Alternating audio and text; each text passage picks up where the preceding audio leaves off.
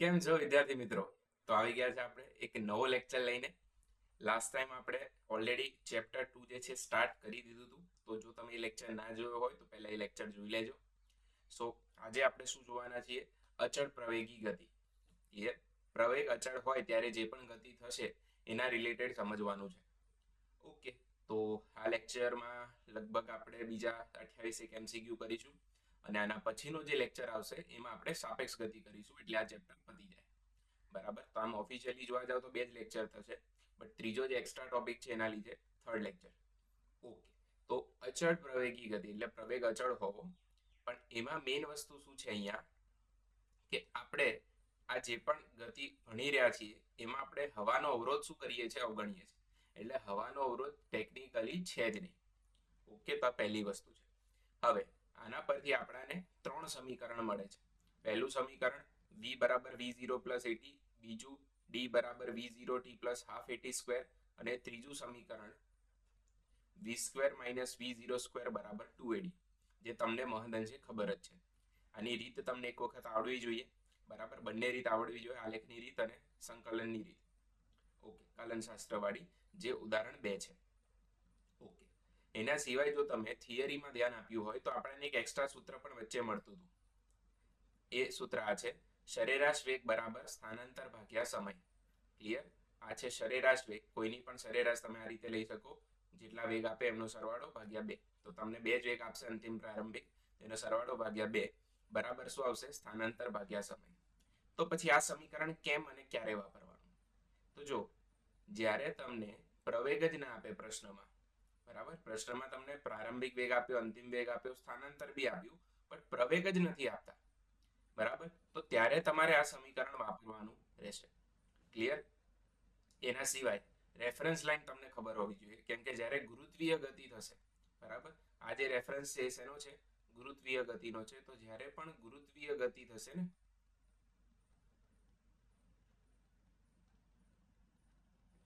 ત્યારે તમારે આ રેફરન્સ લેવો પડશે. તો જમીન આવી રહી રેફરન્સ પોઈન્ટ, બરાબર, તો જમીનને તમે 0 લઈ લો તો 0 ની ઉપર જે બી જશે બધું ધન હશે, અને નીચે જે જશે ઋણ હશે. એટલે જો પદાર્થને તમે ઉપર ફેંકો છો તો એનો વેગ ધન લેવાનો, એનું સ્થાન ધન લેવાનું, બધું જ ધન લેવાનું. એક વસ્તુ સિવાય, પૃથ્વીનો ગુરુત્વીય પ્રવેગ. આ જે ગુરુત્વીય પ્રવેગ છે હંમેશા ક્યાં લાગે છે? નીચેની તરફ. બરાબર? પૃથ્વી ઓલવેઝ પદાર્થને ક્યાં ખેંચશે? પોતાની તરફ ખેંચશે. યસ. તો આ હંમેશા નીચે લાગશે, એટલે એ બરાબર ઓલવેઝ શું લેવાનું? -g. ઓકે, એના સિવાય જો પદાર્થ મુક્ત પતન કરતો હોય, અહીંથી તમે પ્રેમથી છોડી દીધો, બરાબર, તો ઊંચાઈ બી ઋણ આવશે. અહીંયા v વેગથી તમે એને ફેંક્યો તો v વેગ બી શું આવશે? ઋણ આવશે. ક્લિયર? તો એક રેફરન્સ લાઈન તમને ખબર હોવી જોઈએ કે ક્યારે શું વાપરવાનું છે.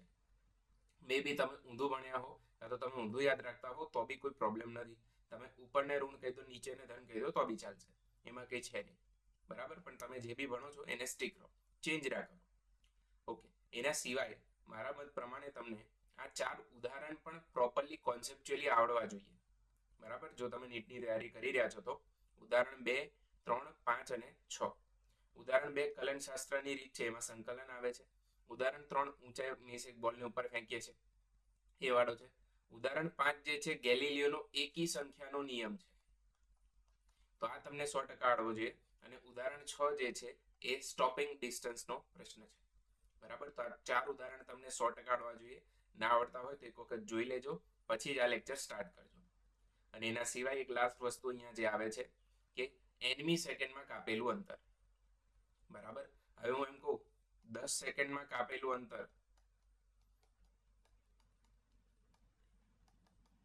અને 10મી સેકન્ડમાં કાપેલું અંતર, આ બેમાં કઈ ફરક ખરો? તો જો જમીન આસમાનનો ફરક છે. ફરક શું છે એ સમજીએ. અહીંયા 10 સેકન્ડનો મતલબ થાય 0 થી 10 સેકન્ડમાં કાપેલું અંતર, અને 10મી સેકન્ડ થાય એટલે એક્ઝેક્ટલી 10મી સેકન્ડે જ કેટલું અંતર કાપ્યું, 0 થી 9નું નહીં, ખાલી 10મી સેકન્ડનું. બરાબર? તો આપણે આ જે પણ સમીકરણો ભણીએ છીએ ને, આમાં જે સમય છે ટી, ઇવન આમાં પણ જે સમય છે એ ટી કયો છે? 0 થી ટી, એટલે ટી માઇનસ 0 એ વાળો ટી છે. જો તમે થિયરી કરી હોય તો થિયરીમાં આપણે ક્લિયરલી મેન્શન કરેલું છે કે આપણે પ્રારંભિક વેગ 0 સમય લીધો છે, પ્રારંભિક સ્થાન બી 0 સમય લીધું છે, ત્યાંથી એ ટી સુધી પહોંચે છે. તો ટી ઓછા 0 એટલે ટી થાય છે. બરાબર. તો સ્વાભાવિક છે અહીંયા કોઈ 1 સેકન્ડની વાત કરે તો તમારી પાસે સૂત્ર નથી, તો એનું સૂત્ર આ છે Sn એટલે અંતર બરાબર v0 પ્લસ a/2 એ પ્રવેગ છે ઇન્ટુ 2n - 1 n એટલે n મી સેકન્ડ. હવે આની સાબિતી 100% કરી શકાય, બટ યાદ રાખવાની જરૂર નથી. કઈ રીતે કરી છે હું જરાક તમને ક્લેરિટી આપી દઉં.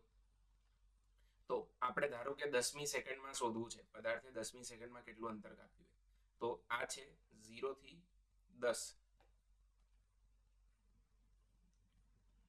બરાબર. અહીંયા બીજી એક રેફરન્સ લાઈન લઈ લઈએ. આ છે 0 થી 9. તો 9 થી 10 એટલે 10મી સેકન્ડ કહેવાય. 10મી સેકન્ડમાં કાપેલું અંતર. ક્લિયર. તો આ 10 સેકન્ડને હું n કહી દઉં અને આને n - 1 કહી દઉં. બરાબર. તો જો આમાંથી તમે આ બાદ કરી દો તો આટલો જે ભાગ મળશે એ આપણે શોધવાનો થયો અને એ જ આપણને પૂછ્યો છે. અને કહેવાશે nમી સેકન્ડમાં કાપેલું અંતર. તો 0 થી 10 માં કાપેલું અંતર ઓછા 0 થી 9 માં કાપેલું અંતર કરવું પડે. તો આ ક્યાં મૂકવાનું n અને n - 1. તો આ જે બીજું સમીકરણ છે ને એમાં એક વખત n લખો તો v0 n plus half an square અને એક વખત શું લખો n - 1 લખો. પછી બેની શું કરી લો બાદબાકી કરી લો. પછી બંનેની બાદબાકી કરશો એટલે તમને એક્ઝેક્ટલી આ જવાબ મળશે. બરાબર છે. તો આપણે અત્યારે કરવાની જરૂર નથી, તમારે યાદ જ રાખવાનું છે કે જ્યારે પણ nમી સેકન્ડ આવશે તો તમારે શું કરવાનું છે. ઓકે. તો આગળ વધી આવે MCQ સોલ્વ કરીએ. સૌથી પહેલો પ્રશ્ન, બંદૂકમાંથી લંબચોરસ લાકડાના બ્લોક પર u વેગથી એક ગોળી છોડવામાં આવે છે. જ્યારે ગોળી બ્લોકમાં સમક્ષિતિજ રીતે 24 સેન્ટીમીટર પ્રવેશે ત્યારે તેનો વેગ u/3 થાય છે. ત્યારબાદ તે હજી તે જ દિશામાં બ્લોકને ભેદીને બ્લોકના બરાબર બીજા છેડે જાય છે અને સ્થિર થાય છે. તો બ્લોકની કુલ લંબાઈ શોધો. તો જો સિચ્યુએશન પહેલા વિઝ્યુઅલાઇઝ કરાવડાવું.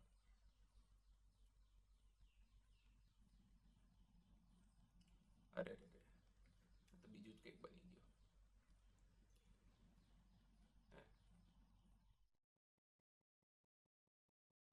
પ્રેમથી બનાવવું પડે છે. સારું. તો અહીંયા આપણી પાસે બંદૂકની ગોળી છે જે આ બ્લોકમાં અંદર ઘૂસે છે. જ્યારે આ બ્લોકમાં અંદર ઘૂસે છે ત્યારે આ જે સિચ્યુએશન છે એને આપણે પહેલી સિચ્યુએશન કહીએ તો ત્યારે એનો વેગ u છે. આ u વેગથી એ જેવી અંદર ઘૂસે છે ધીમે ધીમે એનો વેગ ઘટે છે. ઘટતા ઘટતા એક્ઝેક્ટલી આ સિચ્યુએશન પર એટલે 2 નંબર પર અહીંયા એક્ઝેક્ટલી એનો વેગ કેટલો થઈ જાય છે u/3 થઈ જાય છે. બરાબર. ત્યારે આ કેટલું અંતર મીન્સ આને બ્લોકની કેટલી ટ્રાવેલ કર્યું તો એવું કહે છે 24 સેન્ટીમીટર ટ્રાવેલ કર્યું છે. ઓકે. હવે આપણને પૂછે છે કે ત્યારબાદ તે હજી તે જ દિશામાં આગળ જાય છે અને એક્ઝેક્ટલી અહીંયા આવીને એટલે આ 3 નંબર જે લખું છું એક્ઝેક્ટલી અહીંયા આવીને સ્થિર થઈ જાય છે. એટલે અહીંયા એનો વેગ શું છે અંતિમ વેગ બરાબર 0 છે. બરાબર. તો બ્લોકની કુલ લંબાઈ શોધો. એટલે મને એક તો આ અંતર શોધવાનું કે છે. આ મળી જાય એટલે મારે 24 વત્તા આનો સરવાળો કરવાનો એટલે બ્લોકની લંબાઈ મળી જાય. તો પ્રશ્ન આવો છે. ક્લિયર. હવે અહીંયા વાતને સમજો કે સોલ્વ કઈ રીતે કરવાનો આને અને સમજવાનો કઈ રીતે. તો આ ગોળી રોકાય છે કેમ? તો સ્વાભાવિક છે આ બ્લોકમાં ઘૂસે છે એટલે એ તો ભાઈ સ્વાભાવિક વસ્તુ છે. તમને પ્રશ્નમાં આપેલું નાના છોકરાને ખબર પડે કે આના લીધે રોકાય છે. પણ આમાં લોજિક વાઇઝ વિચારો તો આ બાજુ બળ લાગતું હશે ગોળીને રોકવાવાળું. જો ગોળી આઘાત આપી રહી હોય તો સામે એને શું લાગતો હોય પ્રત્યાઘાત. તો અહીંયા જે લાગી રહ્યું છે આ તરફ એ લાગી રહ્યું છે પ્રત્યાઘાતી બળ. આ બળ કોને ઉત્પન્ન કરશે પ્રવેગને. એટલે તમે અહીંયા એવું કહી શકો કે ગોળી પર શું લાગી રહ્યો છે એની વિરુદ્ધ દિશામાં અચળ પ્રવેગ. અચળ પ્રવેગ કહીશું કે અચળ પ્રતિપ્રવેગ કહીશું? તો અચળ પ્રતિપ્રવેગ કહીશું. ક્લિયર. તો વિરુદ્ધ દિશામાં શું લાગી રહ્યું છે પ્રતિપ્રવેગ. ઓકે. તો અચળ પ્રતિપ્રવેગ લાગે એટલે તમે અચળ પ્રવેગી ગતિનું સમીકરણ વાપરી શકો. આટલી તમને છૂટ મળે. તો આ રીતે આમાં વિચારવું પડે. હવે આખા પ્રશ્નમાં ક્યાંય સમય નથી વાપર્યો તો હું સ્વાભાવિક છે ત્રીજું સમીકરણ જ વાપરીશ. v² - v0² બરાબર 2ad. ઓકે. તો પહેલી અને બીજી સિચ્યુએશન જે છે ને આ વાળી સિચ્યુએશન એના માટે જો હું એપ્લાય કરું તો પ્રારંભિક વેગ શું છે u², અંતિમ વેગ શું છે u/3 નો હોલ સ્ક્વેર. ત્યારે કઈક પ્રવેગ લાગી રહ્યો છે અને અંતર મને કેટલું આપ્યું છે 24 સેન્ટીમીટર અથવા તો લંબાઈ. ઓકે, તો આને કહેવાશે u²/9 - u², 2 × 24 × a. તો આમાં શું કરશું સર? હવે આમાં આપણે શું કરીશું? આ પ્રવેગ શોધી લઈશું. જે પ્રવેગ અહીંયા લાગ્યો એ જ પ્રવેગ અહીંયા બી લાગશે. તો આ કિસ્સામાં જો મને પ્રવેગ મળી જાય તો આનો વેગ અને અંતિમ વેગ મને ખબર છે, તો હું d' શોધી શકીશ. ઓકે, તો લસા લઈએ અહીંયા 9, તો 1 - 9 8 થાય, તો -8/9 u², 224 ટાઈમ્સ a. તો જો અહીંયા 8 છે તો અહીંયા 3 વધે, 8 તરી 24 થાય, એટલે આ 3 × 2 6, 6 છેદમાં જાય તો 54 થાય. બરાબર, તો પ્રવેગ કેટલો આવશે? -u²/54. ક્લિયર? હવે બીજા કિસ્સામાં જો આપણે વાપરીએ તો અંતિમ વેગ શું છે 0, પ્રારંભિક વેગ શું છે u/3. બરાબર, આના માટે આપણે આને a કીધું છે અને આને b કીધું છે. બરાબર, શું આવશે? 2a. a કેટલો છે? -u²/54 × d' જે આપણે શોધવું છે. ઓકે, તો અહીંયા શું થશે? -u²/9 -2u²/54. તો 9 અને 54 એટલે અહીંયા 6 વધે, 2/6 એટલે 1/3 થાય, માઇનસ માઇનસ પ્લસ થઈ ગયા, તો d' શું આવશે? 3 સેન્ટીમીટર. તો કુલ પૂછ્યું તો આપણાને લંબાઈ, તો 24 + 3 એટલે કે 27 સેન્ટીમીટર આનો જવાબ આવી ગયો. ઓકે, તો સારો પ્રશ્ન છે. ત્યારબાદ 30 નંબર. એક નદી પર એક સમક્ષિતિજ પુલ બાંધવામાં આવ્યો છે. પુલ પર ઉભેલ વિદ્યાર્થી એક નાનો દડો આટલા વેગથી શિરોલંબ ઉધ્વ દિશામાં ફેંકે છે. તો દડો 4 સેકન્ડ બાદ પાણીની સપાટી પર પછડાય છે. તો પાણીની સપાટીથી પુલની ઊંચાઈ શોધો. ઓકે, તો જો સિચ્યુએશન વિઝ્યુઅલાઇઝ કરી લઈએ. માની લો કે આ પુલ છે અને માની લો કે આ જે ડોટેડ લાઈન છે એ નદી છે, એટલે પાણી છે.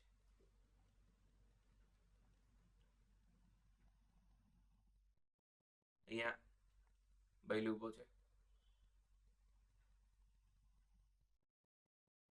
એના હાથમાં એક પથ્થર છે. આ પથ્થરને ક્યાં ફેંકે છે? ઉપર. તો આ પથ્થર ઉપર ગયો, પછી અહીંથી ક્યાં પડે છે? નીચે. અહીંથી ઉપર ગયો, ઉપરથી ક્યાં પડે છે? નીચે. આના માટે કેટલો સમય લે છે? તો કે 4 સેકન્ડ લે છે. હવે હું તમને અહીંયા કહું કે આ ઓલરેડી ટેક્સ્ટબુક પરથી પૂછાયેલો છે, તો તમને માનવામાં ના આવે, પણ તમે જો ઉદાહરણ 3 જોશો, એમાં એક વ્યક્તિ બિલ્ડિંગ પર ઉભો છે, બિલ્ડિંગની છત પરથી બોલને ઉપર ફેંકે છે. તો તમને બિલ્ડિંગની સાઈઝ આપી દીધી છે, તમને કેટલા સમયમાં નીચે પડે છે પૂછ્યું છે, જે જવાબ આવતો હતો 5 સેકન્ડ. આમાં તમને સમય આપી દીધો છે. ઓકે, હવે સમજો પૂછે છે શું આપણાને, એ બી જરૂરી છે સમજવું. તો આપણાને નદીથી પુલ કેટલી ઊંચાઈ પર છે એ પૂછે છે. તો પુલ પર કોણ ઉભો છે? વ્યક્તિ. વ્યક્તિના હાથમાં પથ્થર છે, પથ્થરને એને ક્યાં ફેંક્યો? ઉપર ફેંક્યો. બરાબર, તો પથ્થરને એને ઉપર ફેંક્યો તો ઉપરથી પડ્યો નીચે, તો 4 સેકન્ડ થઈ. તો જો હું બીજું સમીકરણ અહીંયા લખું ખાલી,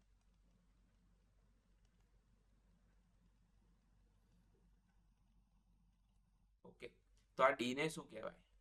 તો ડી ને સ્થાનાંતર કહેવાય. સ્થાનાંતરની વ્યાખ્યા શું થાય? પદાર્થના અંતિમ સ્થાનને પ્રારંભિક સ્થાનને જોડતી સીધી રેખા. બરાબર, તો આ પદાર્થનું અંતિમ સ્થાન છે જમીન અને આ પદાર્થનું પ્રારંભિક સ્થાન છે. તો આ શું મળી ગયું મને? ડી એટલે કે એચ, જે ઋણ આવવું જોઈએ. બરાબર, હવે પ્રારંભિક વેગ, તો પથ્થરને આપણે ક્યાં ફેંકીએ છીએ? ઉપરની તરફ, એટલે +4 આવશે પ્રારંભિક વેગ. અને કેટલા સમયમાં નીચે પડે છે? તો 4 સેકન્ડમાં નીચે પડી જાય છે. અને જી શું લેવાનું? ઓલવેઝ માઇનસ, -½ જી 10 છે અને અહીંયા ટી આવશે 4. તો બીજું બધું આપણે વિચારીએ એના કરતા સિમ્પલી તમને સ્થાનાંતર એટલે કે એચ જ પૂછ્યું છે, 4 સેકન્ડમાં ગતિ પતી જાય છે. તો સમીકરણમાં તમે અહીંયા 4 લખો એટલે સમીકરણ આખું ઓટોમેટિકલી આ સેટ કરી દીધું જાતે જ. તો આ 16, 10/2 5, 4 નો વર્ગ 16, 16 પંચા 80 થાય, તો 16 માંથી 80 જાય તો -64 વધે, તો જવાબ શું આવ્યો? 64 મીટર.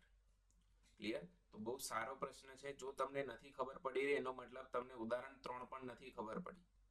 ઓકે, તો પહેલા હું એ જ કહીશ તમને કે ઉદાહરણ 3 કરો, એમાં કોન્સેપ્ચ્યુઅલી ક્લિયર થાઓ, પછી તમને આમાં આઈડિયા આવશે કે શું કહેવા માંગે છે. ઓકે, ત્યારબાદ 31, મુક્ત પતન કરતા એક પદાર્થના પ્રથમ, દ્વિતીય, તૃતીય અને ચોથી સેકન્ડમાં કપાયેલ અંતરોનો ગુણોત્તર.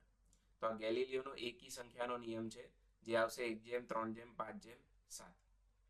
બરાબર, વેરી ઇઝી ક્વેશ્ચન. ઉદાહરણ નંબર કયું હતું? 5 હતું, આઈ ગેસ. યસ. હવે t બરાબર 0 સમયે સ્થિર સ્થિતિમાંથી શરૂ કરી એક નાનો ટુકડો એક ઘર્ષણ રહિત ઢોળાવ પરથી સરકે છે. ઓકે,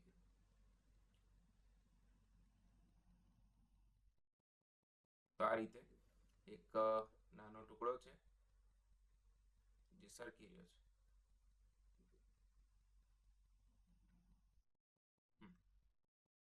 બરાબર, તો આ ટુકડો જ્યારે નીચે પડતો હોય તો જવાબદાર ઘટક કયો? તો સ્વાભાવિક છે g sin θ આવશે. આ ખૂણો શું છે? થીટા. એ બરાબર શું લખશું? g sin θ.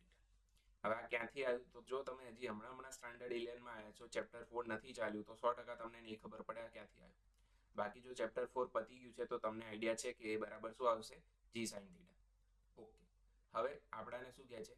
ધારો કે t બરાબર n-1 થી t બરાબર n અંતરાલ દરમિયાન ટુકડાએ કાપેલું અંતર Sn છે. ઓકે, તો Sn અને Sn+1 નો ગુણોત્તર. હવે અહીંયા n+1 લખવું પડશે, બટ ઠીક છે, કંઈ ફરક નથી પડતો, પ્રશ્નમાં નાની ભૂલ છે.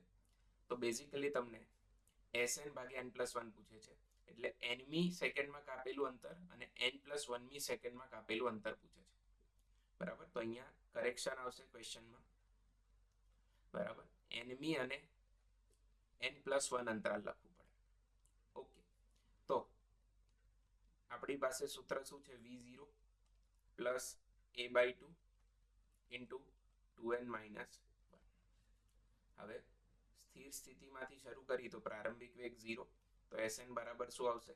a/2 2n-1. હવે પહેલી વખત આપણે એપ્લાય કરીએ તો અહીંયા n બરાબર શું લખશું? nમી સેકન્ડ. તો એની જગ્યાએ શું લખાશે? g sin θ into 2n-1. બીજામાં n બરાબર શું લખશું? n+1. n+1 છે એટલે તો Sn+1 શું લખાશે? g sin θ 2 into n+1 -1. તો 2n+2 થાય, 2 માંથી 1 જાય તો 1 વધે, તો આ કેટલો આવે? g sin θ by 2 2n+1. તો આ બેનો ભાગાકાર પૂછ્યો છે, Sn ભાગ્યા Sn+1, તો એ શું આવે? 2n-1 upon 2n+1. ક્લિયર? તો આ પ્રશ્ન થયો પૂરો. અહીંયા માઇનર કરેક્શન છે એટલે મેં ડાયરેક્ટલી આના પરથી કર્યો છે. ત્યારબાદ એક ટાવરની ટોચ પરથી એક દડાને આટલા વેગથી શિરોલંબ દિશામાં નીચે તરફ ફેંકવામાં આવે છે. થોડાક સમય બાદ તે ભોંય તળિયાને 80ની ઝડપથી અથડાય છે. તો ટાવરની ઊંચાઈ. હવે જો આટલો ઈઝી ક્વેશ્ચન તો સીધું સૂત્ર, કિંમત, જવાબ ટાઈપનો પ્રશ્ન છે. અંતિમ ઝડપ 80, પ્રારંભિક ઝડપ 20, અથવા તો વેગ લઈ શકો તમે, -2 ગુણ્યા g10 -10 આવે અને h શોધવાની છે. ઓકે, તો આ 6400, એમાંથી 400 જાય તો કેટલા વધે? 6000.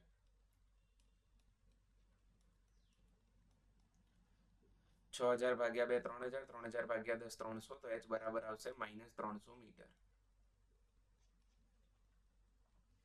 એ is the right answer. Okay, plus જ લખવાનું પછી છેલ્લે તો. ત્યારબાદ ગુરુત્વાકર્ષણમાં એક પથ્થર મુક્ત પતન કરે છે. તે h1 h2 અને h3 અંતર ક્રમશઃ પ્રથમ 5 સેકન્ડ, પછીની 5 સેકન્ડમાં અને પછીની 5 સેકન્ડમાં કાપે છે. ઓકે, તો જો અહીંયા એક ટાઈમલાઈન સમજો શું કહે છે તમને. આ 0 છે અને આ 15 સેકન્ડ છે. તો જો આને હું 3 ભાગ કરું સરખા,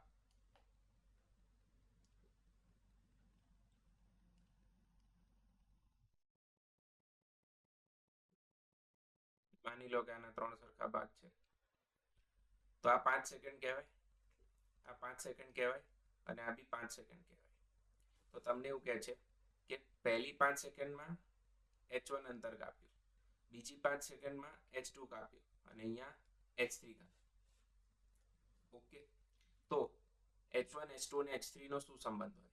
હવે શું કહે છે? મુક્ત પતન કરે છે. તો પ્રારંભિક વેગ શું હશે? 0. તો આને તમે આ રીતે બી લઈ શકતા હતા. એક જ મિનિટ.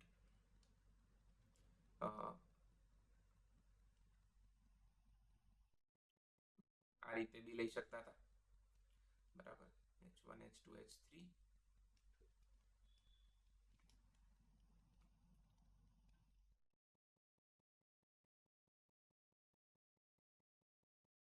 5 સેકન્ડ 5 સેકન્ડ 5 સેકન્ડ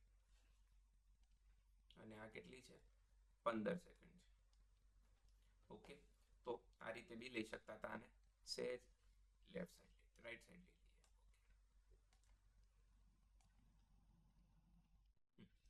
તો તમને એવું પૂછે છે કે આ h1 h2 અને h3 નો સંબંધ કહો.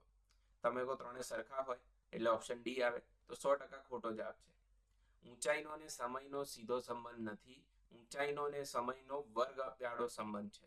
h ચલે છે t સ્ક્વેર આવે, બરાબર. શું કહો છો સર? ખબર ના પડી. તો જો d બરાબર v0t plus half at square. પ્રારંભિક વેગ 0, d ની જગ્યાએ h લખી દઈએ, g ની જગ્યાએ 10 લખી દઈએ, તો 10 ભાગ્યા 2 શું આવે? -5t square. એ બરાબર -g લખું તો. ઓકે, અત્યારે નથી લખતા આપણે. ક્લિયર? તો g/2 ઇન્ટુ ટી સ્ક્વેર આવે. g બરાબર -10 આપણે નથી લખી રહ્યા, અહીંયા ખાલી રેફરન્સમાં લખી આપું કે g બરાબર -10 લેશું જો જરૂર પડી તો. ઓકે, હવે સમજો, દેખાય છે? g તો અચળ છે તો h ચલે છે, શું આવ્યું? T square. ઓકે, તો પ્રોબ્લેમ શું છે? પ્રોબ્લેમ હવે સમજાવો. તમે h1 શોધવા માંગો છો, તો તમે સમય શું લેશો? તમે કહો 5 સેકન્ડ. સરસ, તો અહીંયા 5 લઈ લો, તો h1 મળી જશે પહેલા માટે g/2 ઇન્ટુ 5 નો સ્ક્વેર. ઓકે, વાંધો નહીં, સાચો જવાબ છે, 100% સાચો જવાબ છે. હવે તમે h2 શોધવા માંગો છો, તો h2 માટે સમય શું લેશો?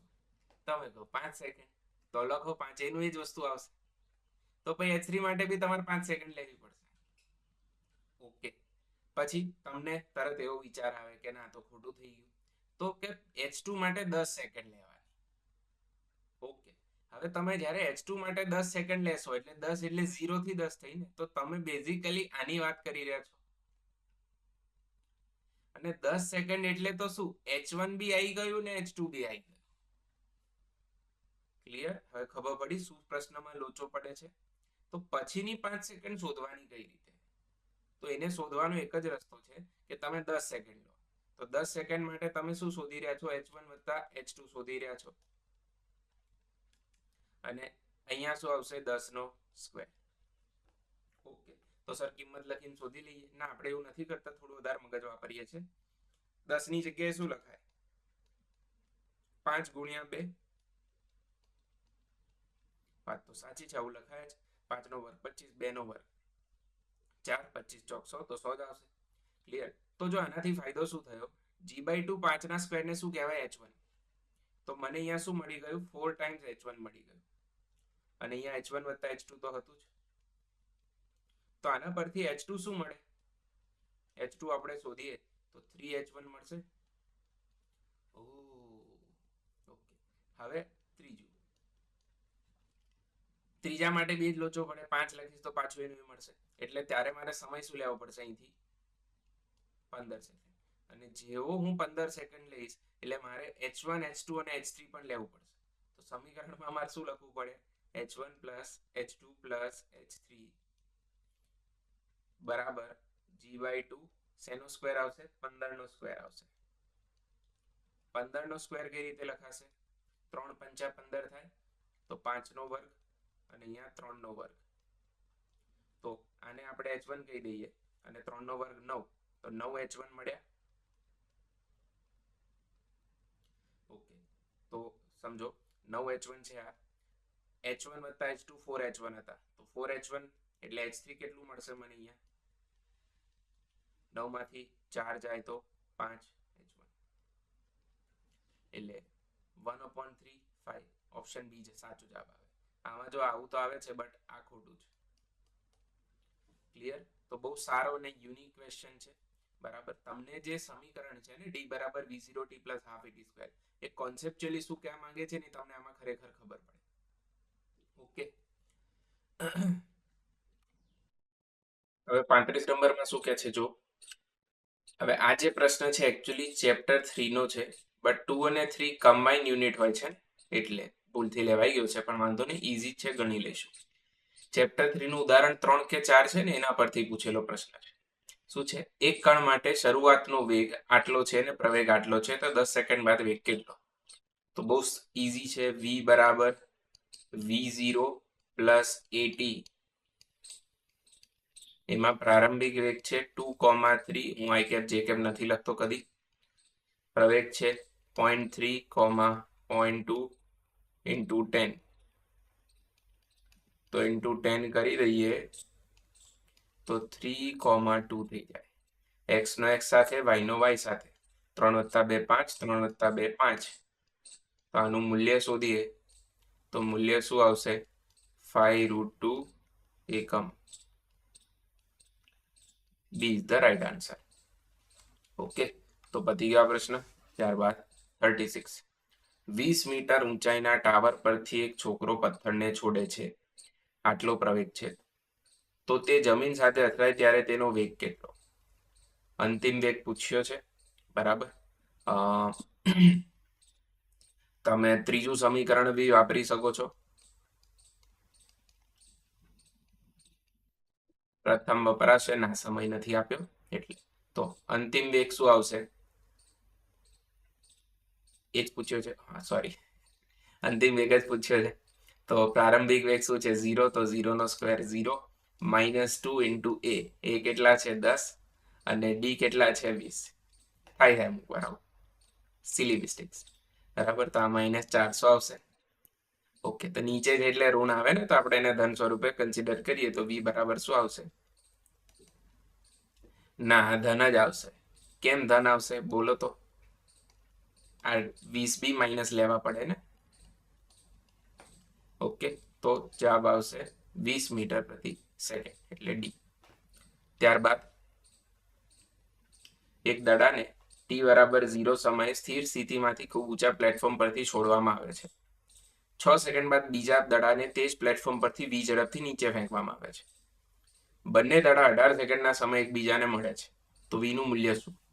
એક નીટ 2010 નું પેપર, નીટ તો ના કહેવાય, AIPMT નું 2010 નું પેપર, એ બી બહુ સારું છે, એના ક્વેશ્ચન બી બહુ સારા છે. ઓકે, તો પ્રશ્ન શું છે સમજી લઈએ, વિઝ્યુઅલાઇઝ કરી લઈએ સિચ્યુએશન. તો અહીંયા ફરીથી ભૈલું આવી ગયું.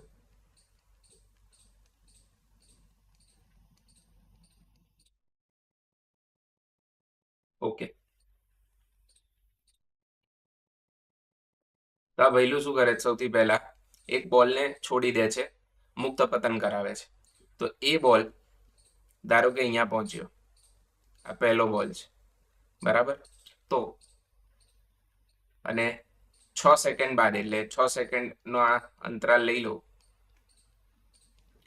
તો પહેલો બોલ એના હાથમાં જે હતો એને છોડી દીધો, પ્રેમથી મુક્ત પતન કરાયું. તો પહેલા બોલનો જે પ્રારંભિક વેગ છે, અહીંયા 10 લાગે છે એકચ્યુઅલી, તો આનો પ્રારંભિક વેગ શું હતો? 0. પછી એક્ઝેક્ટલી 6 સેકન્ડ પછી આને v ઝડપથી આ બોલને નીચે જોરથી ફેંક્યો, બરાબર. અને આપણાને એવું કહે છે કે બંને દડા 18 સેકન્ડના સમય એકબીજાને મળે છે. એટલે ધારો કે આ સિચ્યુએશન વિચારીએ, બરાબર. તો આ સિચ્યુએશન નંબર 2 હતી અને આ સિચ્યુએશન નંબર 3 છે. તો આ જે સમય છે કેટલો છે? 18 સેકન્ડનો સમય છે. 18 સેકન્ડના સમયમાં બે દડાઓ એકબીજાને મળે છે, એટલે આ પહેલો છે અને આ બીજો છે. ઓકે, તો તમને એવું પૂછે છે કે આની આ ઝડપ છે ને v એ શોધો. કેટલી ઝડપથી ફેંકવો જોઈએ કે જેથી આ બંને દડા એકબીજાને અહીંયા મળે 18 સેકન્ડ બાદ. ઓકે, તો જસ્ટ પોઝ કરો અને અહીંયા વિચારો કે આ બંને દડામાં કોમન શું છે. ઓકે, તો just pause and think. So I hope તમે વિચાર્યું હોય. અહીંયા બંનેમાં કોમન શું છે? બંને સરખી ઊંચાઈ કાં તો સરખું અંતર કાપ્યું છે અહીંયા, અથવા તો સરખું સ્થાનાંતર કર્યું છે. બરાબર, બંને દડાઓએ. બરાબર, તો અહીંયા જો હું સમીકરણ વાપરું d બરાબર v0t plus half at square, તો પ્રારંભિક વેગ 0 લઈ લેવાનો ના, એ હવે જોવું પડે. તો જો ભલે બંને સરખું અંતર કાપ્યું છે, બટ બંને શું સરખો સમય લીધો છે? બોલો હા કે ના? પ્રશ્ન શું છે? આ બંને દડાએ અહીંયા પહોંચવા માટે આ જે પણ અંતર છે, ફોર એક્ઝામ્પલ આ અંતર છે d, તો આ d અંતર કાપવા માટે શું બંને સરખો સમય લીધો છે કે અલગ અલગ? તો 100% અલગ અલગ સમય લીધો છે. કેમ? પહેલો દડો તમે છોડ્યો એની 6 સેકન્ડ પછી બીજો દડો છોડ્યો ને, અને ટોટલ 18 સેકન્ડમાં મળતા હોય તો પહેલા દડાએ કેટલો સમય લીધો? 18 સેકન્ડ. અને બીજા દડાએ કેટલો સમય લીધો? 12 સેકન્ડ. કેમ કે તો 6 સેકન્ડ પછી પડ્યો તો. ઓકે, તો જો હું અહીંયા પહેલા દડા માટે સોલ્વ કરું તો એને d અંતર કાપ્યું, એનો પ્રારંભિક વેગ 0 હતો, માઇનસ હાફ g, t કેટલું આવશે? 18 નો સ્ક્વેર. અને જો બીજા દડાની વાત કરું તો એને બી d અંતર કાપ્યું, બટ એને તમે નીચેની તરફ ફેંક્યો ને, આમ ફેંક્યો, તો માઇનસ vt, t કેટલું આવશે એનું? 12 સેકન્ડ, માઇનસ હાફ g, 12 નો સ્ક્વેર. તો આ બંનેમાં જે ડાબી બાજુના પદ છે સરખા છે, તો અહીંયા શું લખાશે? Minus half gt square minus 12v minus half g 12 નો સ્ક્વેર. માઇનસ કોમન કેન્સલ થઈ ગયા, તો આ વાળું પદ શું થઈ જશે? પ્લસ. અને આ પ્લસ ડાબી બાજુ જાય તો શું થાય? માઇનસ. અચ્છા, અહીંયા t નહીં આવે, 18 આવશે. ઓકે, તો પહેલા 18 લીધી, બીજા 12 સેકન્ડ લીધી, તો માઇનસ કોમન કેન્સલ, અને આ પ્લસ જે થયું ને હાફ g 12 સ્ક્વેર, એ ડાબી બાજુ જાય તો માઇનસ થાય, તો હાફ g 18 નો સ્ક્વેર માઇનસ 12 નો સ્ક્વેર બરાબર minus 12b, sorry plus 12b. g એટલે 10, 10 ભાગ્યા 2 5 થાય, તો અહીંયા 5 છે. હવે આ a square minus b square છે, તો આની જગ્યાએ શું લખાશે? a minus b, a plus b,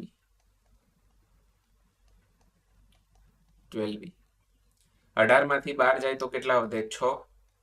18 વત્તા 12 કેટલા થાય? 30. અને અહીંયા આવી ગયા 12. v પૂછ્યો છે આપણે, તો જો ગુણાકાર છે અહીંયા,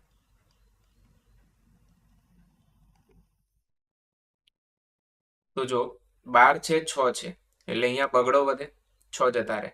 30 છે 2 છે એટલે અહીંયા 15 વધે, 15 પંચા 75, તો v શું આવશે? 75 મીટર પ્રતિ સેકન્ડ.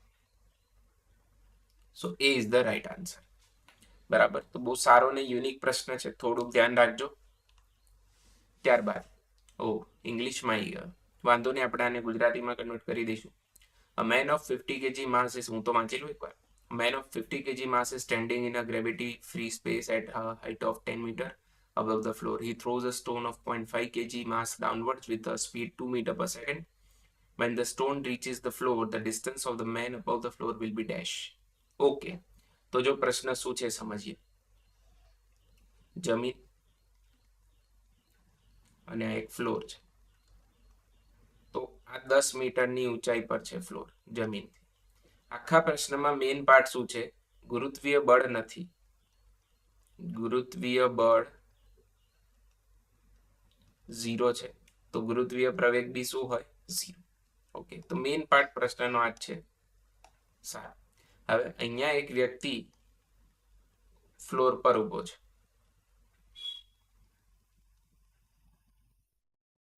બરાબર. વ્યક્તિનું દળ તમને આપ્યું છે 50 કેજી. આ વ્યક્તિના હાથમાં એક પથ્થર છે, પથ્થરનું દળ આપ્યું છે તમને 0.5 કેજી. આ વ્યક્તિ શું કરે છે? આ પથ્થરને નીચેની તરફ ફેંકે છે 2 મીટર પ્રતિ સેકન્ડની ઝડપથી અથવા તો વેગથી. ઓકે, તો તમને એવું પૂછે છે કે જેટલા સમયમાં આ પથ્થર અહીંયા નીચે પહોંચે, ધારો કે આ પથ્થરે ટી સમય લીધો, બરાબર, તો જેટલા સમયમાં આ પથ્થર નીચે પહોંચે છે એટલા સમયમાં આ વ્યક્તિ કેટલી ઊંચાઈ પર ગયો હશે? તમે કહો આવો કેવો પ્રશ્ન છે, કઈ ખબર ના પડી. તો જો અહીંયા ગુરુત્વીય બળ શું છે? 0 છે. હવે ગુરુત્વીય બળ 0 હોય તો ધારો કે તમને ચાલવાનું કે જમીન પર, તો તમે ના ચાલી શકો. કેમ? તમે જમીન પર આઘાત આપશો, બરાબર, તો જમીનને આઘાત જ નહીં મળે ને, કેમ કે ગુરુત્વીય બળ જ નથી, તો તમે ધક્કો ક્યાં મારશો? બરાબર, આપણે ચાલી કેમ શકીએ છીએ? કેમ કે આઘાત લાગે છે ને સામેથી આપણાને શું પડે છે? પ્રત્યાઘાત. એટલે આપણે ચાલી શકીએ છીએ. ઓકે, તો અહીંયા શું થશે? બેઝિકલી હું પથ્થરને આમ આગળ ફેંકીશ તો હું ક્યાં જઈશ? પાછળ, કેમ કે મેં આઘાત આપ્યો આગળ. કેમ કે હવે જમીન કેવું કશું છે નહીં, તો આઘાત આપ્યો આગળ, તો ધક્કો ક્યાં વાગશે? પાછળ. આ ઓબ્વિયસલી તમને ખબર પડવી જોઈએ. ચેપ્ટર 4 નો કોન્સેપ્ટ છે આઘાત અને પ્રત્યાઘાત. ક્લિયર? તો આ છે આઘાત, તો સામે વ્યક્તિને શું મળશે? પ્રત્યાઘાત. ઓકે, તો વ્યક્તિનો કેટલો વેગ હોય પહેલા એ સમજવું પડે. તો અહીંયા વેગમાનનું સંરક્ષણ થાય. આ એકચ્યુઅલી ચેપ્ટર 5 નો પ્રશ્ન કહેવાશે, ચેપ્ટર 4 નો પ્રશ્ન કહેવાશે, સોરી. બરાબર, તો પથ્થરનું વેગમાન બરાબર શું લખાશે? વ્યક્તિનું વેગમાન. પથ્થરનું વેગમાન છે 2 ગુણ્યા 0.5 દળ. વ્યક્તિનું વેગમાન છે 50 નું દળ છે અને એનો વેગ v શોધવાનો છે. બરાબર, તો v ડેશ બરાબર શું થશે? 1/50 મીટર પ્રતિ સેકન્ડ. ઓકે, તો વ્યક્તિનો વેગ આટલો છે. આટલા વેગથી વ્યક્તિ ક્યાં જશે? ઉપર. હવે કેટલા સમયમાં પૂછ્યું છે, તો પથ્થર ક્યાં પડવો જોઈએ? જમીન પર. તો પથ્થર માટે તમે v બરાબર શું સૂત્ર વાપરશો? ઝડપ બરાબર અંતર ભાગ્યા સમય. તો સમય બરાબર 10/2 એટલે 5 સેકન્ડ. અહીંયા અચળ પ્રાયોગિક ગતિ વપરાશે ના, પ્રવેગ જ નહીં ભાઈ. ઓકે, તો સમય 5 સેકન્ડ છે, તો 5 સેકન્ડમાં પથ્થર નીચે પડે છે, તો 5 સેકન્ડમાં વ્યક્તિ ક્યાં જાય? તો ડી ડેશ બરાબર v ડેશ ઇન્ટુ ટી 1/50 ગુણ્યા 5, 5/50 એટલે 1/10, 0.1 મીટર ઉપર ગયો હશે. તો કુલ કેટલો ગયો? 10 તો હતો પ્લસ 0.1, 10.1 મીટર ઉપર ગયો. તો જવાબ આવશે બી. તો બહુ સારો પ્રશ્ન છે, ઓલ્ધો ચેપ્ટર 4 નો છે, બટ સ્ટીલ સારો પ્રશ્ન છે. ઓકે, ત્યારબાદ આ ફરીથી આવી ગયો. v બરાબર v0 પ્લસ 80 3,4 પ્લસ 10 વડે ચલો લખું એક સ્ટેપ 0.4 0.3 ઇન્ટુ 10, સો 3,4 4,3, તો 7,7. ત્યાં 5,5 આવતું હતું, તો અહીંયા જવાબ આવશે 7/2.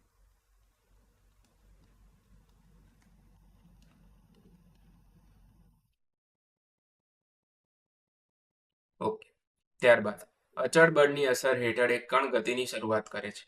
તેને પ્રથમ 10 સેકન્ડમાં કાપેલું અંતર s1 છે અને બીજી 20 સેકન્ડમાં કાપેલું અંતર s2 હોય. તો s1 s2 નો સંબંધ તમે કહો ઈઝી છે, બરાબર, આપણે ઓલરેડી ગણેલો છે આ પ્રશ્ન. ના, આ જે પ્રશ્ન છે ને એમાં 5 5 5, તો પેલામાં 10 20 છે, બરાબર. ના, જો ફરક છે દેખાડું તમને.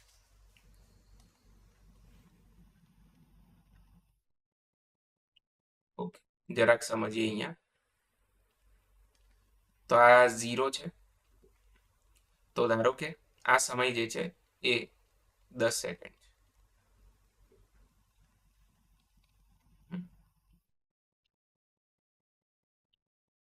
આમાં એને જે અંતર કાપ્યું છે ને s1 કાપ્યું પ્રથમ 10 સેકન્ડમાં. પછી આ સમય ધારો કે છે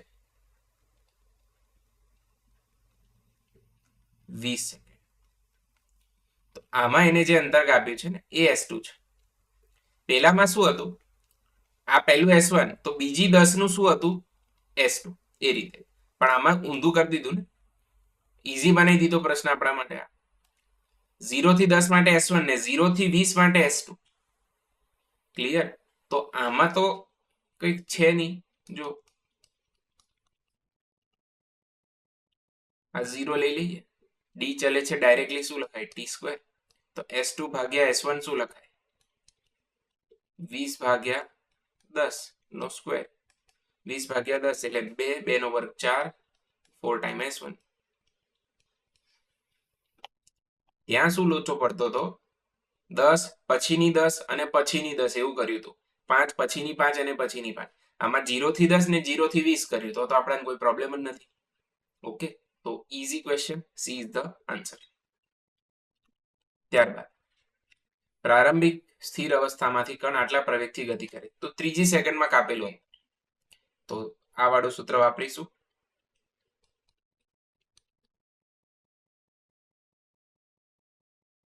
પ્રારંભિક વેગ 0 એ છે 4 ભાગ્યા 3, ત્રીજી એટલે 3 દુ 6 6 1 5, 20, 20 ભાગ્યા 2 10, 10 ભાગ્યા 3 મીટર આ જવાબ આવશે.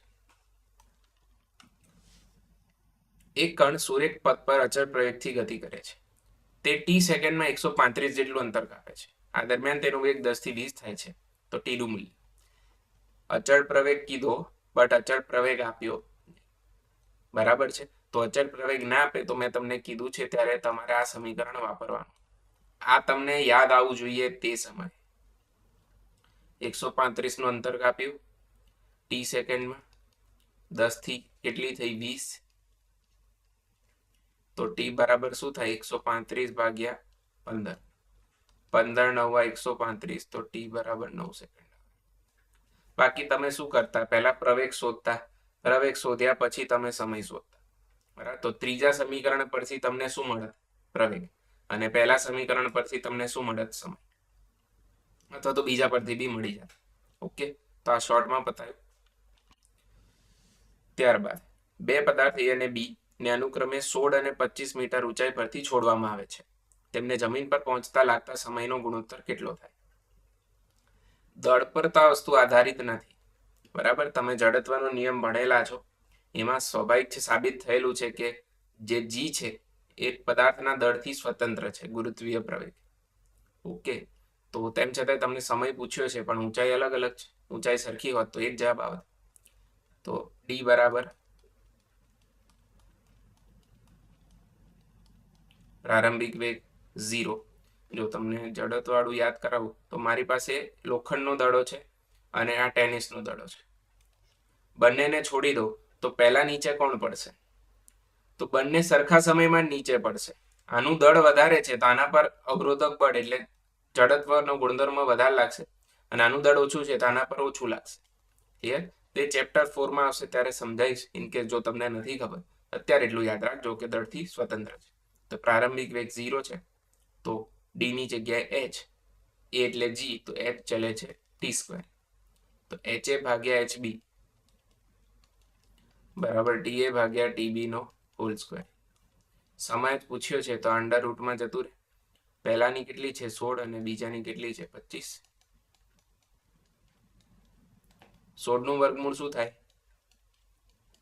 4 અને 25 નું 5. તો 4/5 ઇઝ ધ રાઈટ આન્સર. એક બોલને શિરોલંબ ઉપર તરફ ફેંકવામાં આવે છે. જ્યારે તે મહત્તમ ઊંચાઈના અડધા ભાગ સુધી પહોંચે ત્યારે તેનો વેગ 10 છે. તો બોલ કેટલી ઊંચાઈ સુધી જશે? એટલે મહત્તમ ઊંચાઈ પૂછી છે. ઓકે, તો આ બોલને તમે v0 વેગથી ફેંક્યો. જ્યારે અહીંયા પહોંચ્યો h/2 પર, ત્યારે એનો વેગ 10 થયો, અને બીજી h/2 પર પહોંચશે ત્યારે એનો વેગ શું થઈ જશે? 0. તો તમને એવું પૂછે છે કે આ કુલ ઊંચાઈ શોધો, એટલે h/2 + h/2 એટલે h શોધો. તો આના માટે તમે એપ્લાય કરો આટલા માટે ત્રીજું સમીકરણ. તો અંતિમ વેગ 0, પ્રારંભિક વેગ 10. આ વાળો કિસ્સો નથી લેતા કેમ કે આપ્યું નથી. બરાબર -2 × g, g10 × h ની જગ્યાએ શું આવશે? h/2. તો જો આ બગડો કેન્સલ કરી દો તો મને અલ્ટિમેટલી h જ મળે છે. તો 100 ભાગ્યા 10 એટલે 10 મીટર. તો આ જવાબ આવશે. ઓકે. ત્યારબાદ એક બોલને યુ વેગ સાથે શિરોરમ ઉધ્વ દિશામાં ઉછાળવામાં આવે છે. ઉપરની ગતિની છેલ્લી ટી સેકન્ડમાં બોલે કાપેલું અંતર કેટલું હશે? તો જો આ બી એક યુનિક ક્વેશ્ચન છે,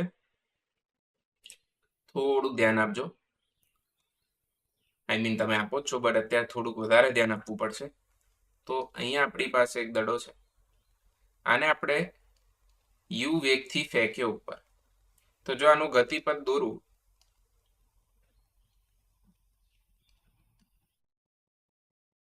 તો અહીંયા સુધી એ પહોંચવાનો છે, અને એક્ઝેક્ટલી અહીંયા એનો વેગ શું થઈ જશે? 0 થઈ જશે. બરાબર. તો અહીંયા અંતિમ વેગ એનો 0 છે. ઓકે. તો યુ હતો વેગ અને વેગ અહીંયા 0 થયો, તો આને કુલ કેટલું અંતર કાપ્યું? અહીંયા ડી. બરાબર. તો જો કુલ અંતર અહીંયા શોધવાનું કીધું હોત તો પ્રશ્ન બહુ ઈઝી હતો. ડી અંતર કાપ્યું છે. હવે આપણને એવું કહે છે કે છેલ્લી ટી સેકન્ડમાં કેટલું કાપ્યું. તો આને આ રીતે તમે વિચારી શકો. ચલો આને સહેજ હટાવી દઈએ. ધારો કે અહીંથી અહીંયા નીચેથી ઉપર પહોંચવા માટે 10 સેકન્ડ લાગી અને આ ટી છે 2, એટલે તમને શું પૂછે છે કે છેલ્લી 2 સેકન્ડમાં કેટલું અંતર કાપ્યું. તો પહેલા તો તમને ખબર હોવી જોઈએ ને કે કુલ સમય કેટલો છે. તો કુલ સમય ધારો કે છે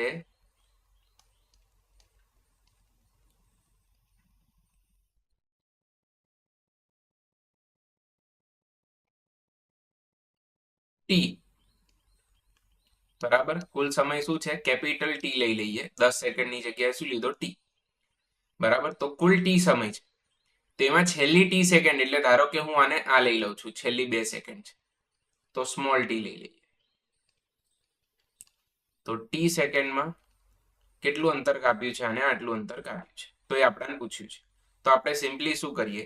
કેપિટલ ટી સમયમાં એને અંતર કાપ્યું ડી, અને સ્મોલ ટી સમયમાં એને અંતર કાપ્યું એ શોધવાનું છે. બરાબર. તો શું કહે છે તમારું મગજ? અહીંયા જસ્ટ 1 સેકન્ડ તમે પોઝ કરો વિડીયો અને વિચારો કે આ પ્રશ્ન કઈ રીતે થઈ શકે. તમે એકવાર ટ્રાય કરો, પછી હું કરું તો તમને વધારે સારું લાગશે, ત્યાં કે એકચ્યુઅલ વધારે ખબર પડશે. તો ટ્રાય કરો, just pause and try. Okay. So સમજો લોજિક અહીંયા શું વાપરવાનો છે. આપણે જો કેપિટલ ટી સમયમાં કેટલું અંતર કાપ્યું અહીંયાથી અહીંયા, બરાબર. તો એ ધારો કે ડી છે, તો આ અંતર જે છે એને હું લઈ લઉં છું ડીટી, અને મને આ પૂછ્યું છે. તો હું સિમ્પલી શું કરું? મને 10 સેકન્ડનું અંતર ખબર છે, છેલ્લી 2 નું પૂછ્યું છે, તો હું શું કરીશ? 8 સેકન્ડનું બી શોધી લઈશ. તો આવું કરાય? આ 0 થી 10 છે, તો 0 થી 10 મળી જાય, તો 0 થી 8 બી શોધી લો. તો 0 થી 8 ખબર છે, 0 થી 10 ખબર છે, તો આમાંથી આ બાદ કરી દઈશ તો મને આ મળી જશે. બરાબર. તો 8 કઈ રીતે આવ્યા? તો એ તો સર તમે 10 ઓછા 2 કર્યા ને. તો અહીંયા એ જ કહું છું, ટી ઓછા શું કરશો? ટી. ત્યારે આ અંતર મળશે. તો આ 2 ની જો હું બાદબાકી કરી દઉં, આ 2 સમયના અંતરની, તો મને આ મળી જશે. ઓકે. તો હવે આ કઈ રીતે કરવાનું?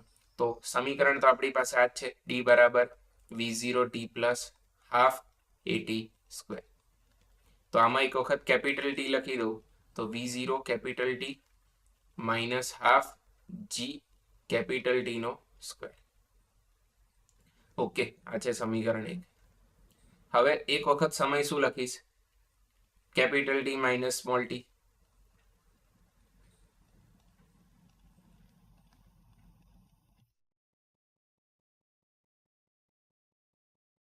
ઓકે. હવે આને થોડુંક એક્સપાન્ડ કરીને લખીએ અહીંયા, તો v0 માઇનસ હાફ જી, આનો વર્ક કરીએ તો T square minus 2 capital T small t plus small t નો સ્ક્વેર.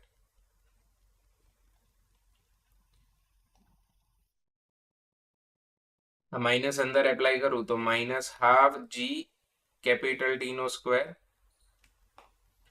માઇનસ માઇનસ પ્લસ, બગડો બગડો ઉડી ગયો, plus g capital T small t, અને માઇનસ હાફ જીટી સ્ક્વેર.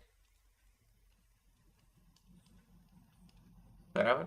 આ અઘરું કેમ લાગે છે? કેમ કે તમને ડેટા નથી આપ્યો. આ એવું નથી કીધું કે આ 10 છે ને આ 8 છે એટલે. તો તમારા કેપિટલ ટી ને 10 માનવું પડે ને આને 8 માનવું પડે, એટલે એ રીતે થયું છે. ઓકે. જ્યારે સ્મોલ ટી ને આપણે 2 લીધું, બરાબર, તો 10 ઓછા 2 એટલે 8 એ રીતે થયું છે. તો આ છે સમીકરણ 2. આ 2 ની બાદબાકી કરવી પડે, તો 1 માંથી 2 બાદ કરું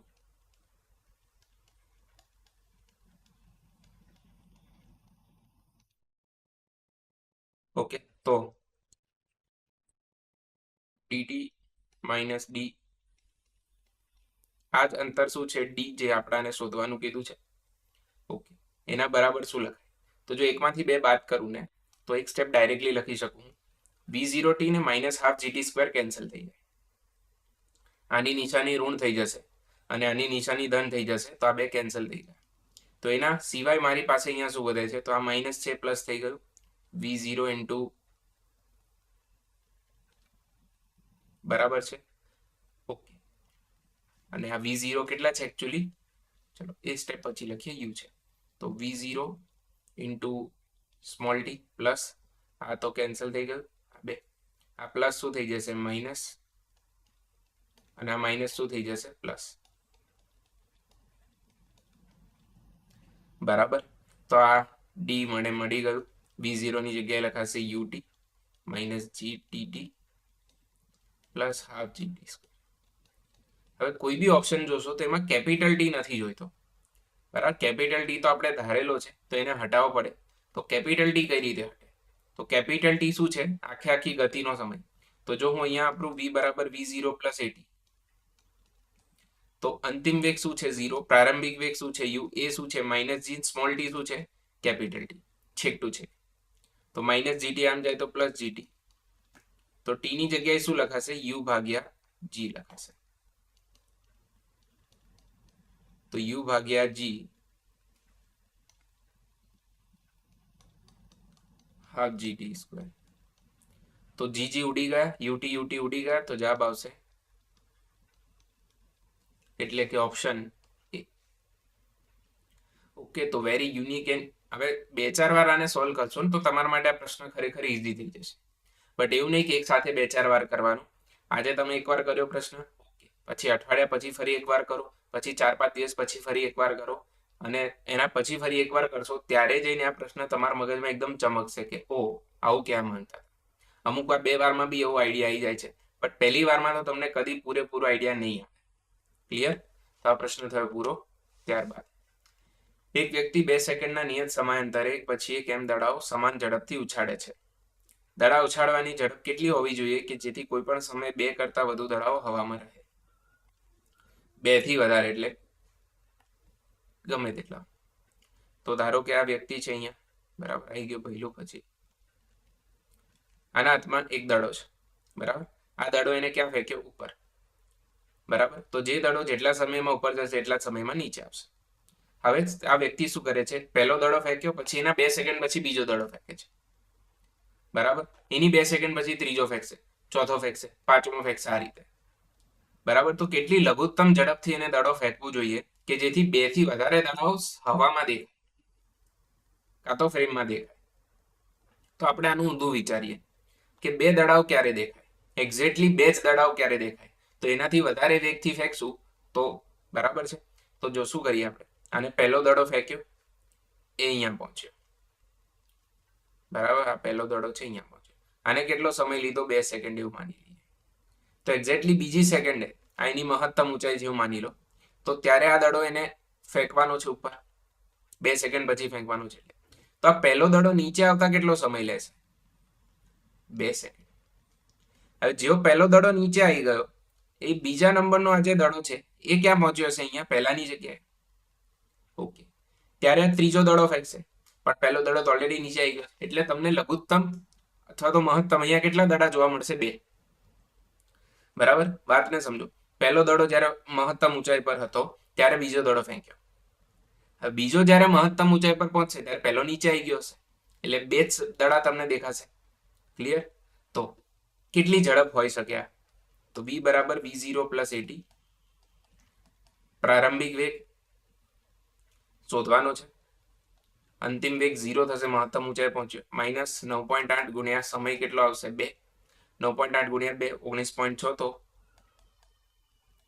એટલે જો તમે આટલી ઝડપથી દડાને ફેંકો છો તો 2 સેકન્ડમાં ઉપર જઈને 2 સેકન્ડમાંથી પાછો આવી જશે, તો તમને 2 દડાવ દેખાશે. તો આનાથી સહેજ વધારે ઝડપથી ફેંકું 19.6 થી તો કદાચ 2 થી વધારે સમય લે. ઓકે, તો જવાબ આવશે અહીંયા ડી. ઓકે, તો લોજિક વાળો પ્રશ્ન હતો. ત્યારબાદ 40 ની ઝડપે ગતિ કરતી એક કારને ઓછામાં ઓછા 2 મીટરના અંતર પછી બ્રેક મારીને અટકાવી શકાય છે. જો તેવી જ સમાન કાર આટલી ઝડપે ગતિ કરે તો સ્ટોપિંગ ડિસ્ટન્સ કેટલું? તો DS1 આપ્યું તમને. તો સ્ટોપિંગ અંતરનું સૂત્ર એટલે કે ઉદાહરણ નંબર 6. તો DS ચલે છે, શું લખાય? V02. કેમ આવું લખાય? ભાઈ કાર છે એની જ છે, બરાબર. સેમ કાર છે તો એની બ્રેકિંગ કેપેસિટી બી સેમ હોય, તો એ અને 2 અચળ કહેવાય. તો DS2/DS1 V02/V01 નો સ્ક્વેર. V02 80, 40, આ 2 આવશે, 2 નો વર્ગ 4. DS1 ગુણી દઉં તો 4 ગુણ્યા 2 8 મીટર જવાબ આવે.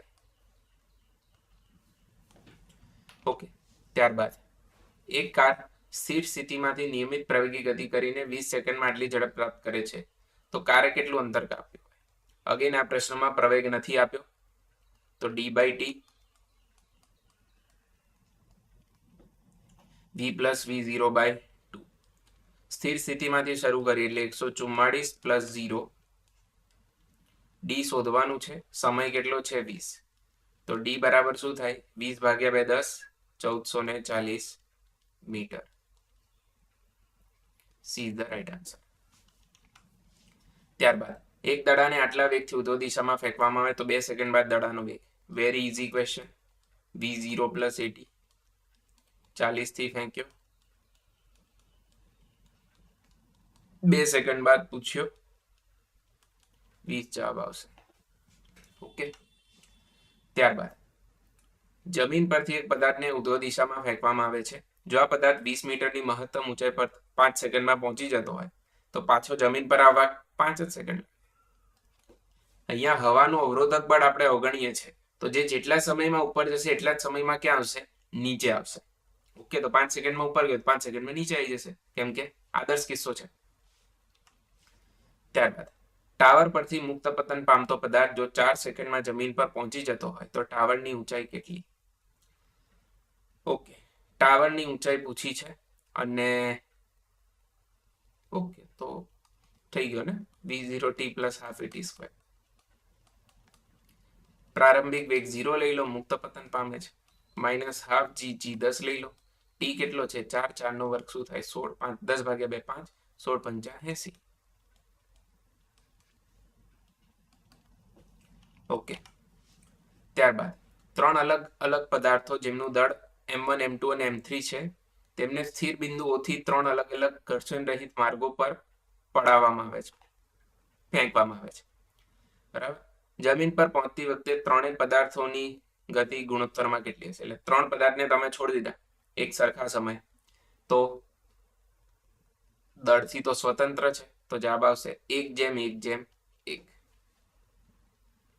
બરાબર. સરખા બિંદુથી ત્રણેય પદાર્થને તમે છોડી દીધા, બરાબર છે. તો ત્રણેય પદાર્થોનો જે વેગ છે કેટલો હોય? સરખો જ હોય. સરખી ઊંચાઈ પરથી છોડો છો તો સમીકરણ લખશો તમે D = V0T + ½ AT². બરાબર, તો સમય સરખો લાગે છે તો બદલાશે શું? કશું નહીં બદલાય, તો જવાબ આવશે 1:1:1. ત્યારબાદ જમીનથી 5 મીટર ઊંચાઈ પર આવેલા નળમાંથી એક સરખા સમયના અંતરાલમાં ટીપા પડે છે. ત્રીજું ટીપું નળમાંથી છૂટે ત્યારે પ્રથમ ટીપું જમીન પર પડે છે, તો આ સમયે બીજું ટીપું જમીનથી કેટલી ઊંચાઈ પર હશે શોધો. તો જો આ બી યુનિક ક્વેશ્ચન છે.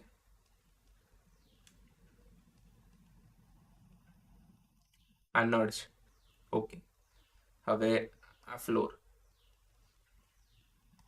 આપણે આમ શિફ્ટ કરી દઈએ. ઓકે, તો આ જે ઊંચાઈ છે ને એ આપણને 5 મીટર આપી છે.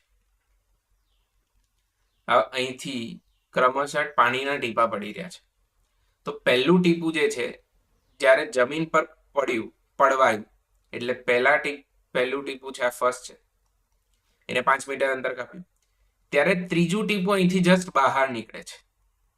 તો સ્વાભાવિક છે બીજું ટીપું ક્યાંક અહીંયા રખડતું હોય અને થર્ડ.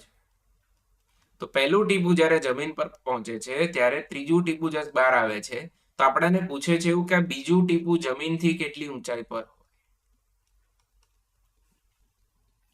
ઓકે, તો પ્રશ્ન આવો છે. હવે આ શોધવાનું કઈ રીતે? તો જો બહુ ઈઝી છે, અહીંયા લોજિક ક્લિયર કરી દઈએ. પહેલા આપણે શું શોધી શકીએ કે પહેલા ટીપાને જમીન પર પહોંચતા કેટલો સમય લાગે? કેમ? મુક્ત પતન જ કરશે તો દરેકના પ્રારંભિક વેગ શું હશે? 0. તો દરેક પર જી સરખો લાગશે. તો પ્રથમ ટીપાને જમીન પર પહોંચતા લાગતો સમય.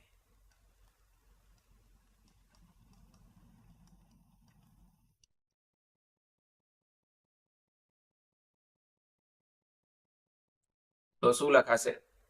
ડી બરાબર v0t plus half at square.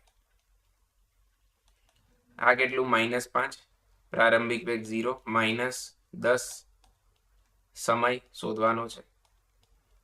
તો 10 ભાગ્યા 2 5, -5 ઉડી ગયા. તો ટી બરાબર આવશે 1 સેકન્ડ. એટલે કે પહેલા ટીપાને નીચે પહોંચતા કેટલો સમય લાગે છે? 1 સેકન્ડ. તો બીજું ટીપું ક્યાં પહોંચ્યું હશે? 0.5 પર. બીજું ટીપું જે છે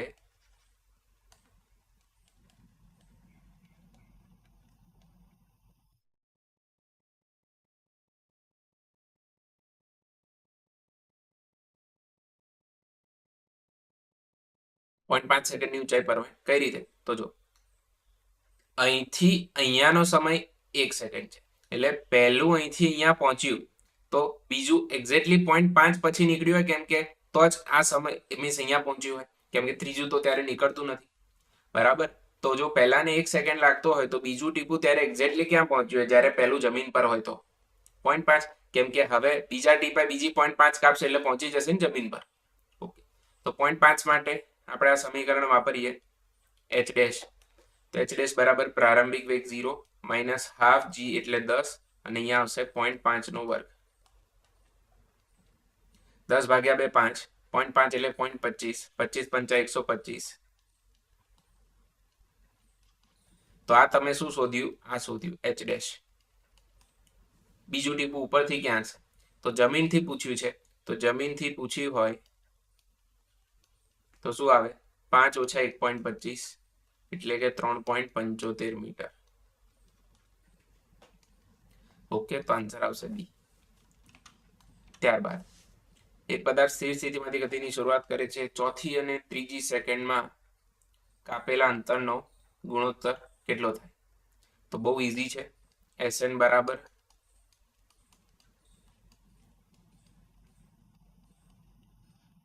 ઓકે, ચોથી અને ત્રીજી પ્રારંભિક વેગ 0, બંનેનો પ્રવેગ સરખો. S4/S3. અહીંયા 4 લખો, 4 દુ 8 ઓછા 1 7. અહીંયા 3 લખો, 3 દુ 6 ઓછા 1 5. બાકીનું બધું ઉડી ગયું. ઓકે, ત્યારબાદ એક કાર સુરેખ પથ પર નિયમિત પ્રવેગથી ગતિ કરે છે. કાર બે બિંદુઓ P અને Q પાસેથી પસાર થતા તેનો વેગ અનુક્રમે 30 ને 40 છે. તો P અને Q ને જોડતી રેખાના મધ્ય બિંદુએ તેનો વેગ કેટલો હોય? તો જો શું છે આ પ્રશ્નમાં સમજીએ.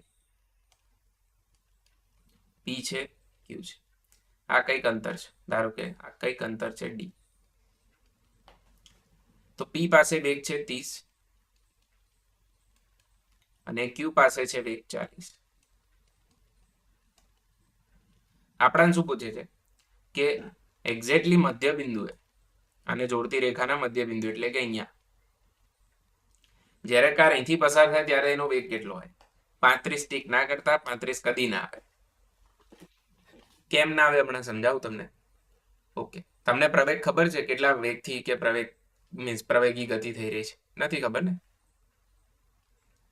ઓકે, તો તમને આ વેગ પૂછ્યો છે કે આ કેટલો થાય? હવે જો અંતર આપી દીધું હોત ને તો હું આ બધું સૂત્ર વાપરી લેત. ના મને સમય આપ્યો હોય ના મને અંતર આપ્યું છે એટલે લોચો અહીંયા એ છે. સારું, તો આ વેગ પૂછ્યો છે મને, તો આને હું બે ભાગમાં વિભાજિત કરું, આ d/2 અને આ બી d/2.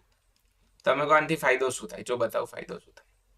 આના માટે જો અચળ પ્રાયોગિક ગતિનું સમીકરણ વાપરું p થી m માટે, તો અંતિમ વેગ શું આવે? આ vm જે મને પૂછ્યો છે, તો vm² માઇનસ vp² બરાબર 2a ઇન્ટુ d/2. ઓકે, હવે આના માટે જો હું વાપરું તો આનો અંતિમ વેગ શું આવે? vq² માઇનસ vm² પ્રારંભિક વેગ બરાબર 2a ઇન્ટુ d/2. આવું કરાય ને? 100% કરાય. બરાબર છે. તો અહીંયા તમે જમણી બાજુના પદ જોશો એ સરખા છે, તો ડાબી બાજુના બી સરખા હોય. તો vm શોધવાનું છે, તો vm² માઇનસ vp² એટલે 30² બરાબર vq² એટલે 40² માઇનસ vm². માઇનસ vm આમ જાય તો પ્લસ એટલે 2vm², 40 એટલે 1600 અને માઇનસ 30 આમ જાય તો પ્લસ એટલે 900. તો આ કેટલા આવશે? 2500. 2500 ભાગ્યા 2 કરું તો 1250 આવે. તો આનું રૂટ આવશે 1250 ને આવું લખાય 25 ગુણ્યા 50 અને આની જગ્યાએ લખાય 25 ને 2 50 ની જગ્યાએ, તો vm આવશે 25√2. ઓકે, તો this is the right answer. બરાબર છે. ત્યારબાદ 56મો, ટાવર પરથી મુક્ત પતન પામતા એક પદાર્થ દ્વારા ગતિની છેલ્લી 2 સેકન્ડમાં 40 મીટરનું અંતર કાપવામાં આવે છે, તો આ ટાવરની ઊંચાઈ કેટલી? તો ઓલરેડી આપણે પાછળ એક પ્રશ્ન જોતો ને, ટીમી સેકન્ડમાં કાપેલું અંતર, બરાબર? તો આ એ ટાઈપનો પ્રશ્ન છે. તો જો આ ટાવર છે આખો, હવે ટાવર પરથી પદાર્થને તમે મુક્ત પતન કરાયો, તો આ બોલને તમે પ્રેમથી છોડી દીધો, પ્રારંભિક વેગ એનો છે 0. તો આ બોલ પડ્યો છેક નીચે અહીંયા. હવે તમને અહીંયા રેફરન્સમાં શું આપ્યું કે છેલ્લી 2 સેકન્ડમાં 40 મીટરનું અંતર છે, તો ધારો કે આ છેલ્લી 2 સેકન્ડ છે, બરાબર? આ છે છેલ્લી 2 સેકન્ડ, તો એને અનુરૂપ અહીંયા અંતર કેટલું છે? 40 મીટર. તમને શું પૂછે છે અહીંયા? તમને પૂછે છે કે આખે આખા ટાવરની ઊંચાઈ શોધો. ઓકે, તો અહીંયા એ જ કરવાનું આવે કે અહીંથી આ આખો સમય કેટલો થાય? t સેકન્ડ થાય. તો આ સમય કેટલો થાય? t-2 થાય. 2 આપેલું તો આખો t, એમાંથી 2 બાદ કરી દો તો t-2. t માટે જે ઊંચાઈ છે શું છે? h છે. t સમય માટે ઊંચાઈ શું છે? h. તો t-2 માટે શું લઈશું આપણે? h'. તો જો h માંથી h' બાદ કરી દઉં તો એ 40 આવે અને મને h મળી જશે. ક્લિયર? તો અહીંયા h બરાબર, સોરી, આ સમીકરણ વાપરીશું, d બરાબર v0t પ્લસ હાફ at². પ્રારંભિક વેગ શું લઈ લઈશું? 0. બરાબર, તો અહીંયા હાફ gt². તો આના પરથી જો હું h ઊંચાઈ માટે વાપરું તો h બરાબર શું આવે? Minus half gt². સમીકરણ 2. અને h' માટે વાપરું તો h' માટે શું આવશે? એના માટે બી પ્રારંભિક વેગ તો 0 જ છે ને, તો માઇનસ હાફ g t-2². આને એક્સપાન્ડ કરું તો t² minus 4t plus 4 multiply કરી દો તો માઇનસ હાફ gt². બરાબર, આ શું આવશે? Minus half gt² minus minus plus 4/2 2gt minus 4/2 2g. Okay, તો સમીકરણ 3, સમીકરણ 2 માંથી સમીકરણ 3 બાદ કરું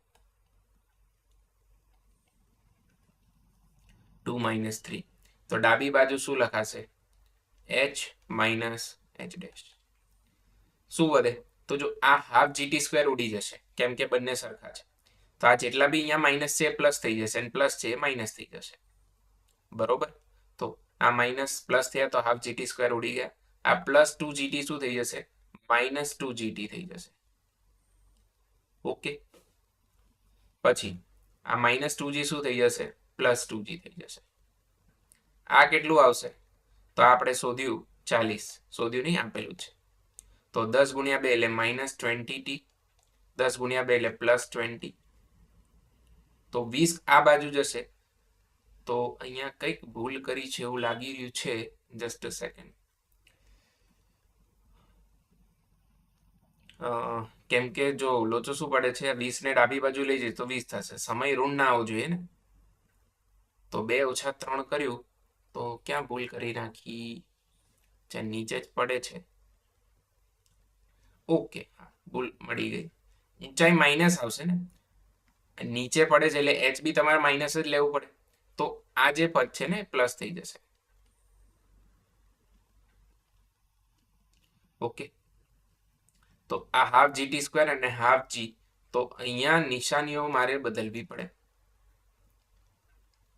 પ્લસ અને એના પરથી જો હવે હું ગણવા જાઉં અહીંયા ઓકે તો શું ચેન્જ આવશે અગેન હાફ જીટી સ્ક્વેર તો ઉડી જ જશે આ માઇનસ છે પ્લસ થશે અને આ પ્લસ છે માઇનસ થઈ જશે બરાબર તો આ પ્લસ થઈ જશે અને આ માઇનસ થઈ જશે એક આ થોડુંક ધ્યાન રાખવાનું નિશાનીઓમાં તો 40 20t -20 -20 એટલે 60 20 60 ભાગ્યા 20 એટલે 3 સેકન્ડ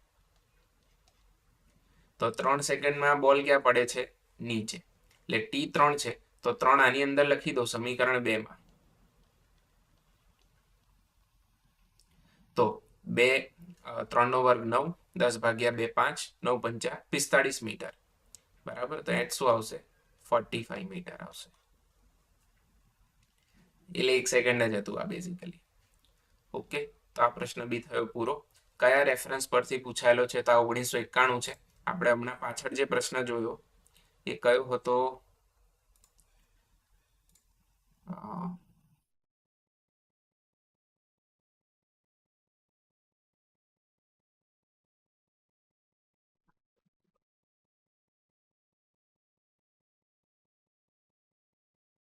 નોટ ધીસ આ બી નતો અલગ ગયો ક્યાં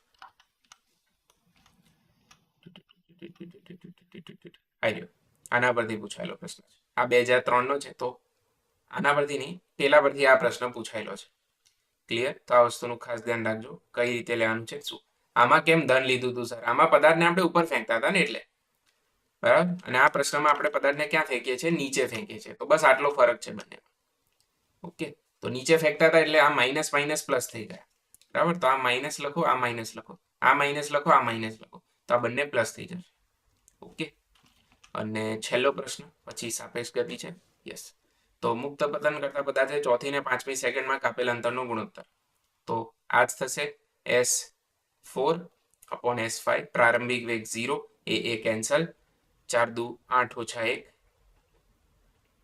7 5 દુ 10 - 1 9 કયું સૂત્ર વાપર્યું છે આ વાળું